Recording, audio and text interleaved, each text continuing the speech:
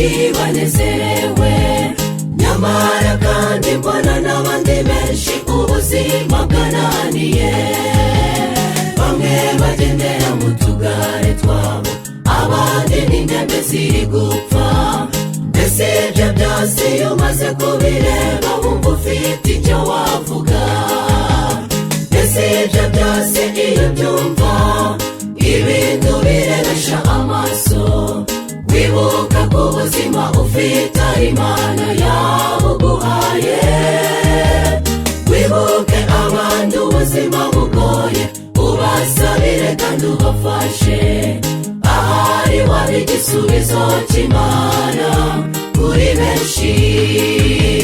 Mbese ibyo byose iyo byumva ibintu birebesha amaso, wibuka ko ubuzima ufite ari Imana yabuguhaye.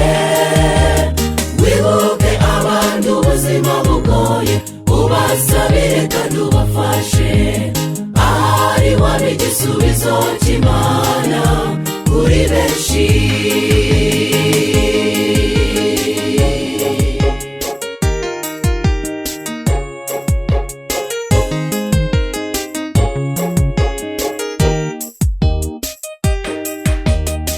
Icyaha cyagera ku isi, abantu batangiye gupfa.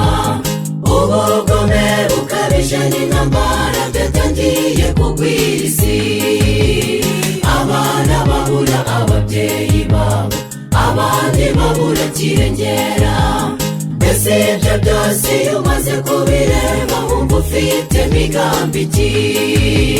Mbese ibyo byose iyo byumva ibintu birebesha amaso, wibuka ko ubuzima ufite ari Imana yabuguhaye.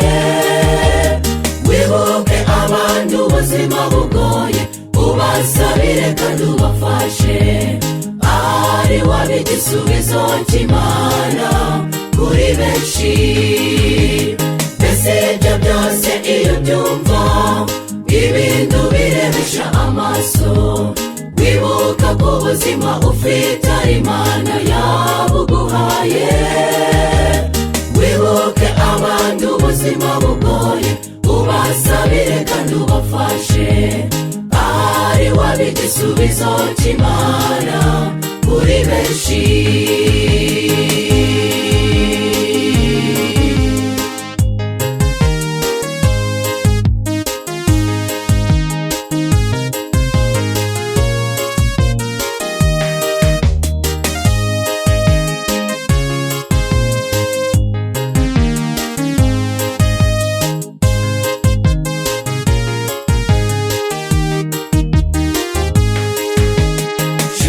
Yanjye mugenzi uri hano, reka gutinyishwa n'iby'isi, kuko ibyo byose ari imitego y'umwanzi ashaka kukubuza ijuru.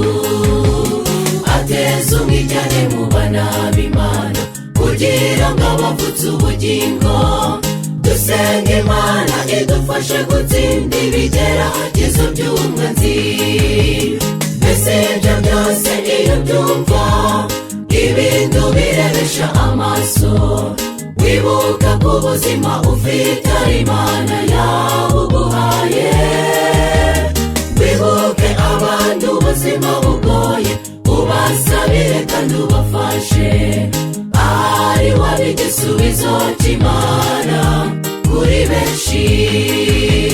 Mbese ibyo byose iyo byumva ibintu birebesha amaso, wibuka ko ubuzima ufite ari Imana yabuguhaye.